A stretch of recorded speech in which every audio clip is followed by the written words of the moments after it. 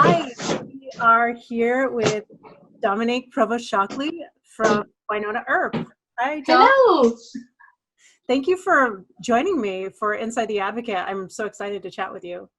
Oh my God, it's my absolute pleasure. Lovely to see you. It's good to see you.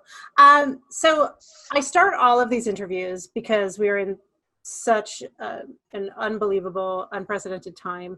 So I really just like to ask, how are you faring in the world? You know. Yeah, thank you. It's such a bizarre time, isn't it? Yeah, there's nothing surer. I've been well, all things considered. I count myself incredibly lucky, and I have a lot of gratitude for my situation. I can imagine that there are people out there that have it much worse than me. So all things considered, I keep bringing myself back to gratitude during these times. But of course, it's had its ups and downs and various different waves through this period of time. And I just can't believe that we're already like 3-4 months into, COVID, or it just, time has taken on this whole new meaning for me, where some days feel like they are so long, and then other days just we keep rocketing through. So yeah, time has taken on an entirely new meaning for me. Yeah, and where are you at the moment? I'm in Calgary. Finally. Yeah, so I spent most of my quarantining in Montreal. I went back, actually, funnily enough, Wynnona Earp took a hiatus break a few days before COVID hit. So we had sort of gone back to our respective hometowns or bases. And it was, I think we flew the day after Broadway closed down. So just to give you a bit of an insight as to where we were in the world around that time. And we were all saying that, there were some of us that were saying, okay, I'll see you next week, we'll be back. There's nothing to worry about here. And then there were other people who had a bit more of a spidey sense that this could be something bigger. And yeah, we went back to our respective places, and then we got the news that in fact our hiatus was going to be extended and even further extended and further extended. And then, yeah, that's kind of how it happened for us. But now I'm back in Calgary as of about 2 weeks ago. So finally we've had the news that we're coming back, and we're gearing up to start. Actually, tomorrow is when we start filming. Well, your fans are going to be so excited that you're back. Yes. I think it's fair to say that yes, there's going to be a lot of happy people out there, including myself included. Good. Well, yeah, I'm glad you're back.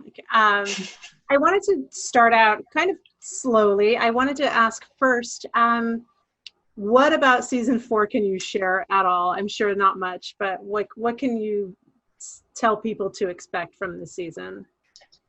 Goodness. Season 4. I can't believe it. I just can't believe that we've actually got here. Firstly, we've been through some hurdles, and now finally I just feel so happy we actually get to finish our story. Season 4 and continue and finish season 4, because obviously when COVID hit, you're just like, not another hurdle that we have to fight through. It feels like Wynnona has been through various different which is blockages along its journey. It's so crazy to me that you've all had to fight so hard. The show is so fantastic on so many levels. It's just such a tight, well-written show that it's kind of shocking that it's not everyone in the world is watching it. Oh, thanks, Tracy. That means a lot. That does mean a great deal. I think I really appreciate you saying that. I think I also agree. I think that the show is excellent and is written so well, and we have there's so many elements to it that I'm incredibly proud of. But I think some of the best things in life aren't necessarily recognized always, and I'm just glad that there are a group of people out there who are incredibly passionate about the show and have fought to get it here, and thanks to them, here we are continuing our story. It shows you the power of community in many ways. but yes, what can I tell you about season 4? Do you like how I just totally went in a different direction there? Let me avoid this question. Yeah, exactly. No, what can I tell you about season 4? In my opinion, it's Wynnona Earp at its best. Mm-hmm. That it feels like the show that it feels like the season that everybody fought for. You know, it feels like every single department, the writing, Emily, you know, the creator, all of the actors and all of the crew have ultimately brought their best foot forward because we were so close to losing it.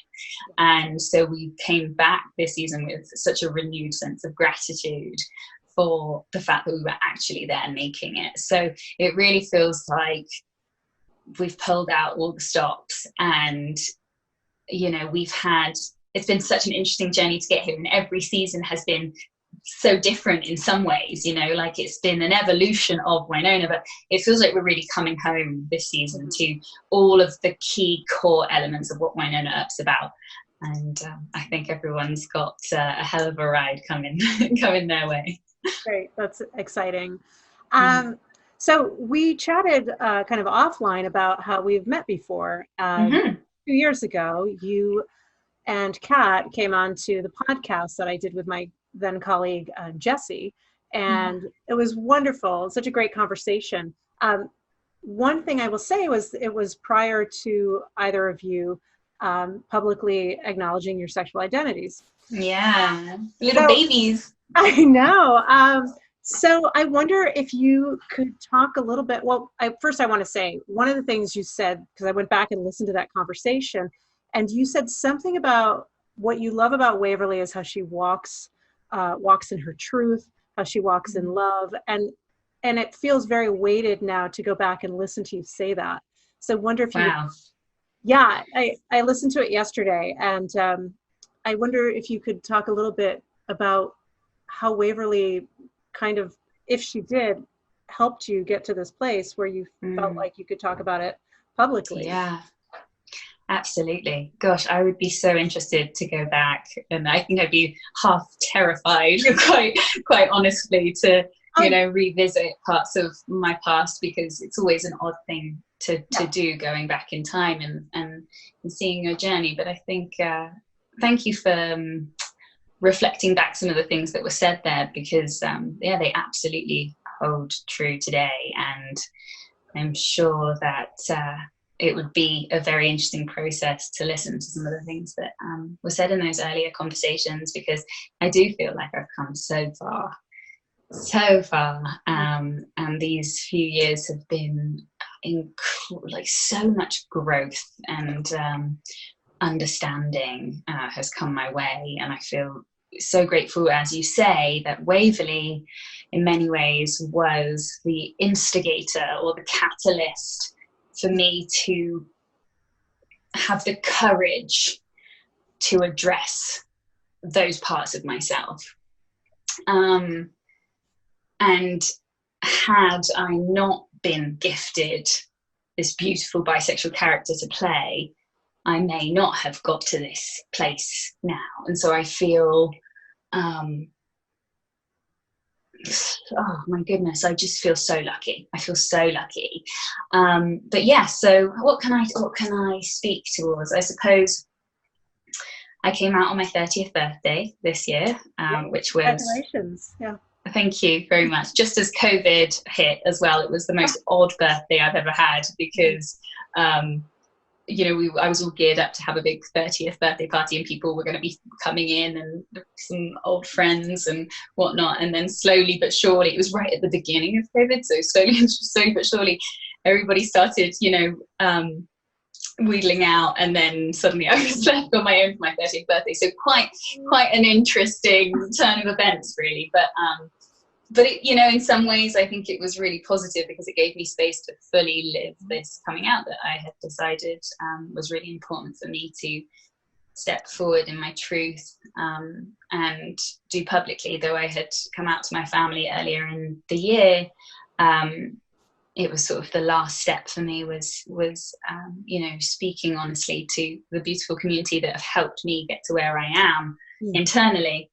But yeah, so I suppose I've always known. Do you want me to speak towards my sexuality, or what would you like? You can direct the conversation a little bit more. Honestly, I think that your fans would want to know more about your journey, personal and, in line with the show. And I know you kind of spoke about how Wynnona Earp and having that opportunity to play Waverly helped kind of have this conversation with you. So I'm really interested in the kind of intersections of your personal journey and the one that unfolded on Wynnona Earp. Okay, great. It's nerve-wracking talking about these things, but it's great because it's Are you okay talking about it? Yeah, no, honestly, I knew that this was what I was, what we were here for, and I do feel very passionately about finding my voice in this world, this to represent queer, to represent my sexuality in a positive way. It's just that it's new for me, so you'll have to bear with me a little. But yes, so I, deep down, I've always known that I was queer since I was 9 years old. And over sort of my earlier years, I had a few experiences that were rather jarring and sort of discouraged me from continuing down that path. And so being a young girl who was incredibly keen to fit in and was very, very scared of being seen as different, I suppose, over time I suppressed that, and because I liked men and fancied boys at school, I just took the easier route, I suppose, that felt the easier route for me, and continued, just pushing it down. And then, of course, over the years, I had a few moments and experiences where it would come up more, and then I would continue pushing it down, and felt this real inner turmoil, honestly, about what that means, and the fear that I might be a lesbian because I didn't have any representation of bisexuality in my life. So I wasn't aware that it was a spectrum and that we all sat somewhere upon that spectrum. I wasn't privy to those conversations, or I hadn't found that along my journey yet. So it just lived in my head. It lived in this slightly, dark, negative world of criticism and fear, ultimately. And so when I got cast as Waverly Earp, and I sat down and I opened that episode 2 script where I saw that Waverly was going to encounter Nicole Hort.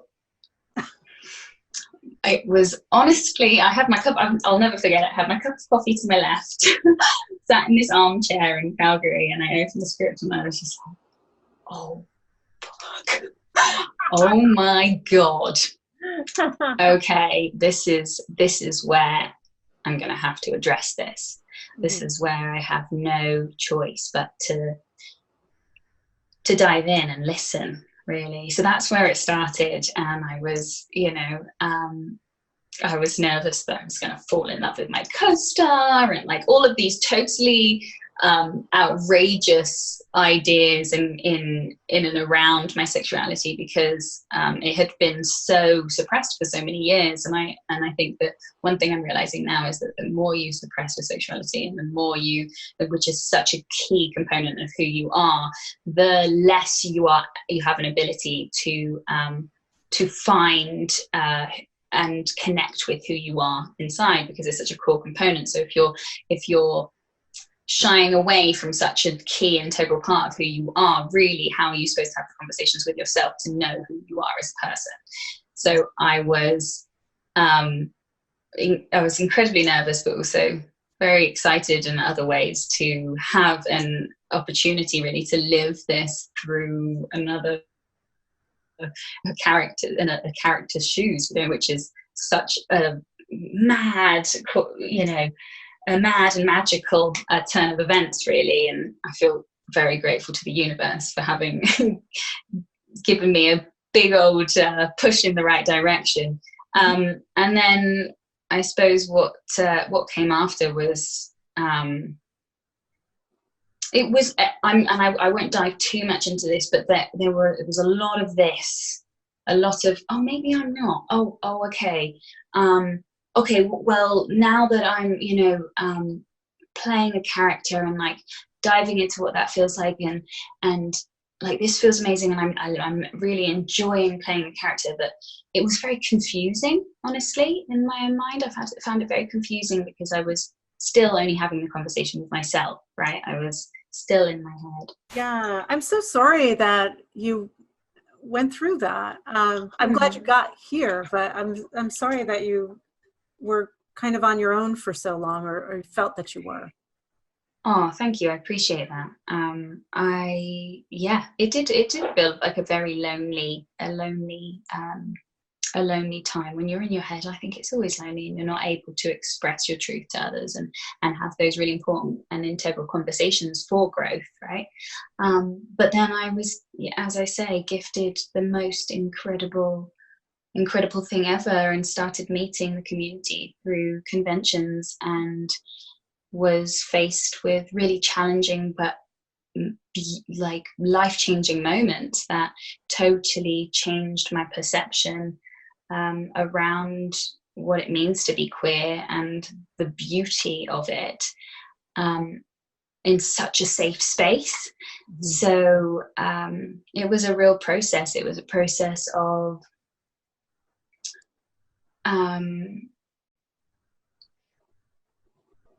checking in with myself throughout that process, and ultimately I got to a place where I also was suffering with very low self-confidence at the beginning of the show. I couldn't get my head round why I had been cast as Waverly Earp, honestly, and was just beating myself up a lot about my own place and my work and what it meant, and had a few bad experiences previously in the business, but that definitely held some trauma for you know, fear of losing character and stuff. So I got to a place where I thought, okay, I either continue in this business and I find a way to deal with my negative voice, the negative voices in my head, or I switch businesses. Like, there's two ways here, because I don't feel like this is allowing me to be my true authentic self.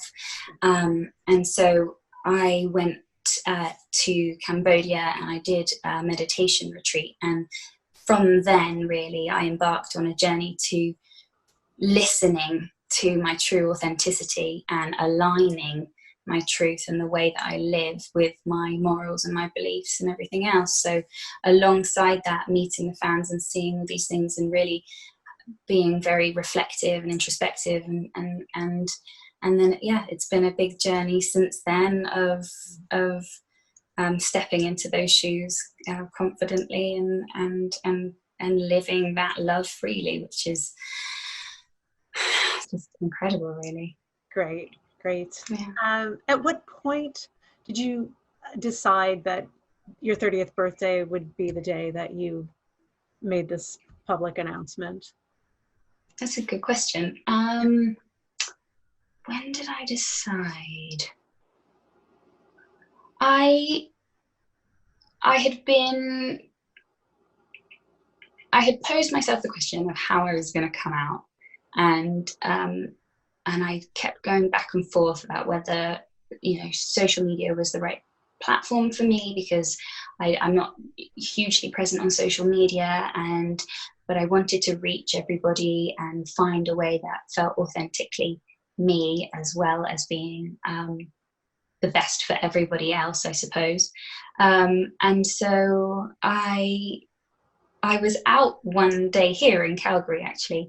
I went out to a funny little blues bar down the road that is full of cowboys and such interesting characters. And I had gone out and I'd had a really, really great day, and I went there on my own, and I had just this incredibly aligned evening of conversations with people that was so inspiring, and I felt like I was finally being 100% myself. There just something clicked that night, and I spoke honestly about who I am and my experiences, and just met some really interesting characters, and I felt so inspired. I came back and wrote this.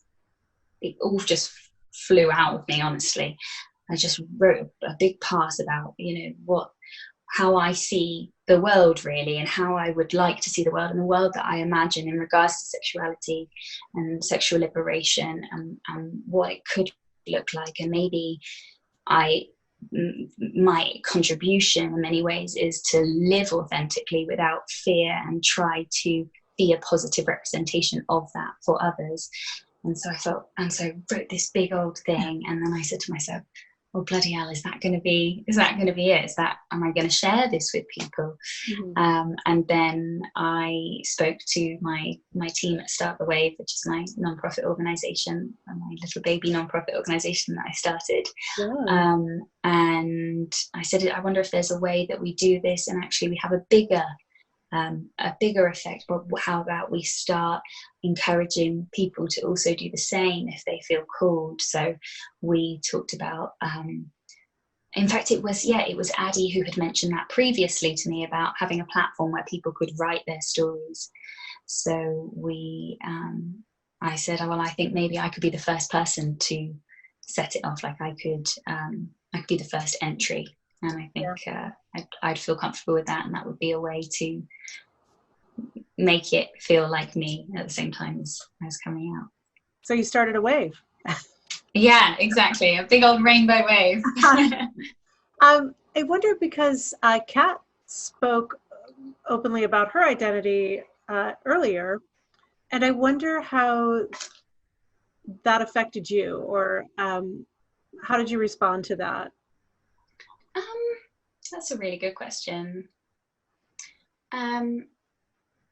It always felt it was a very overwhelming thing for me.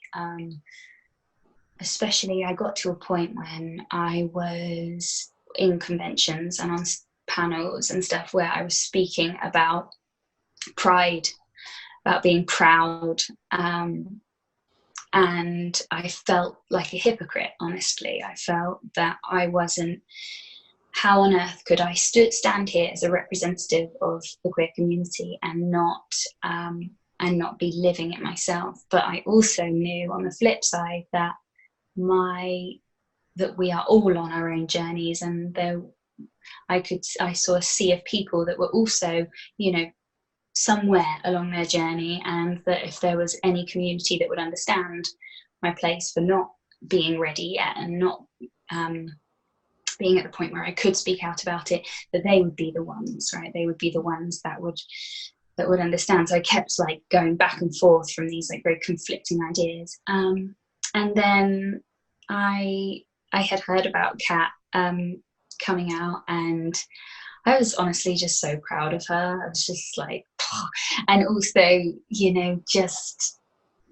just in awe, really, of her courage and her ability to just speak really honestly and openly about it. And I've always been very inspired by Kat and her ability to speak so eloquently about things, and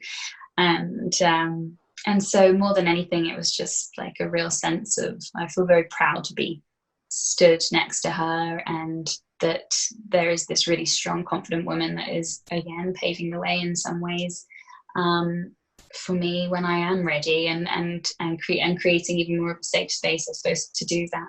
So yeah, it's I feel very lucky to be playing the character with Kat. Yeah, well, you two are so good together.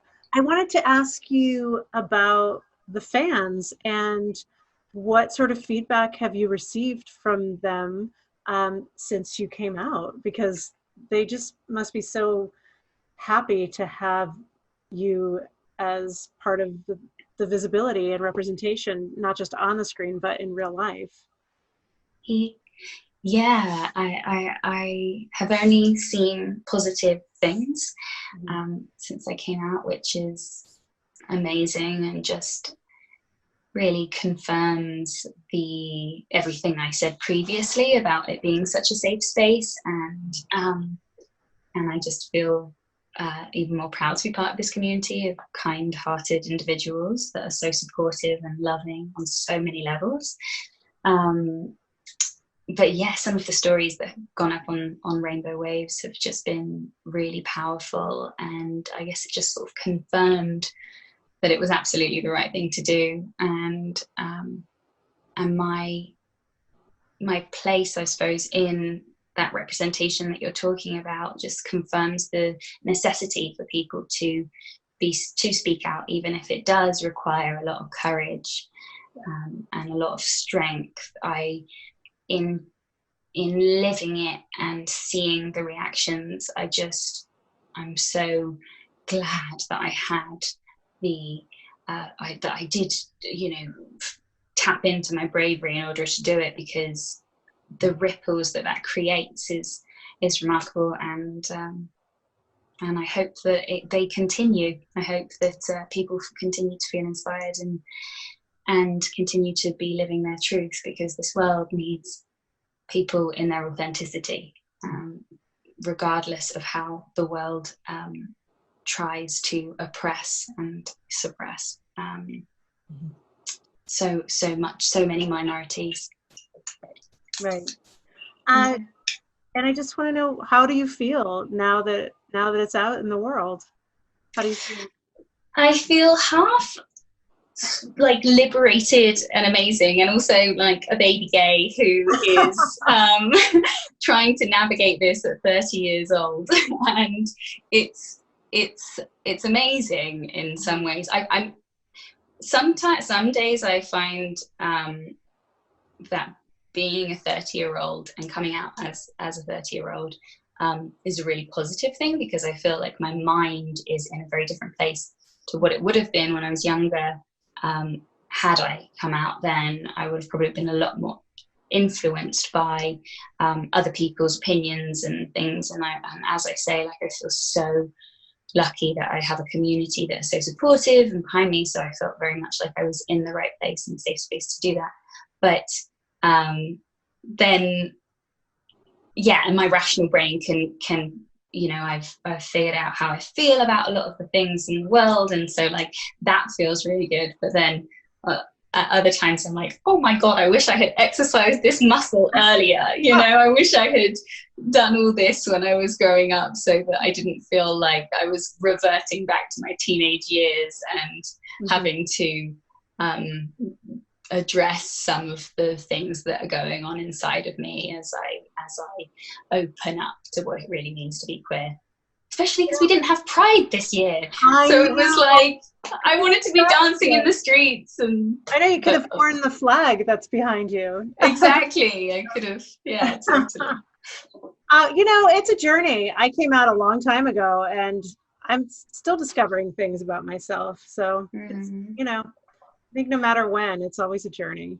And that's totally. Yeah. No, you're so right.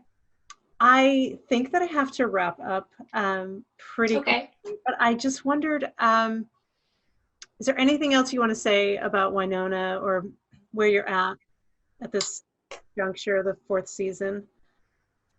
I don't think so. I don't think there's anything in particular that's pressing, but no, I don't think so. Okay. Well, this has been my pleasure. I was really excited to chat with you because I had such a wonderful time before, and all this new information is so exciting. So, yeah, definitely. Yeah. Well, congratulations. Thank you. And on coming out. And yeah. I really appreciate that. Yeah. Take care of yourself out there.